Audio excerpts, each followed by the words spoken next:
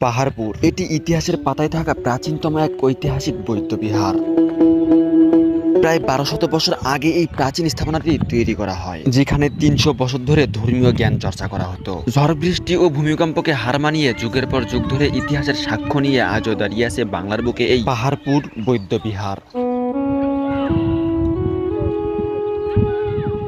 মানে এখানে আপনারা আসলে দেখতে পারবেন দুইটা পাহাড়পুর এক জায়গায়, সেটা হলো এটা ছোট্ট একটা পাহাড়পুর আর ওইটা বড় পাহাড়পুর। যাই হোক, বাংলার বুকে দাঁড়িয়ে থাকা নওগাঁ জেলার এই পাহাড়পুরের ইতিহাস ও অল্প টাকায় এখানে কিভাবে আসবেন ও কোথায় থাকবেন এগুলো নিয়েই থাকবে আজকের ভিডিও। সম্পূর্ণ ভিডিও দেখলে বাংলার এক প্রাচীনতম ইতিহাস ও পাহাড়পুর ভ্রমণের সম্পূর্ণ ভ্রমণ গাইডলাইন পেয়ে যাবেন। পাহাড়পুর বৌদ্ধবিহার এটি বাংলাদেশের রাজশাহী বিভাগের নওগাঁ জেলার বদলগাছি থানার পাহাড়পুরে অবস্থিত। এটি নওগাঁ জেলায় হলেও শর্টকাটে আসার জন্য শুরুতেই আপনাকে আসা লাগবে নওগাঁর পার্শ্ববর্তী জেলা জয়পুরহাট। বাস কিংবা ট্রেনের মাধ্যমে আপনি খুব সহজেই জয়পুরহাট আসতে পারবেন। জয়পুরহাট রেল স্টেশন কিংবা জয়পুরহাট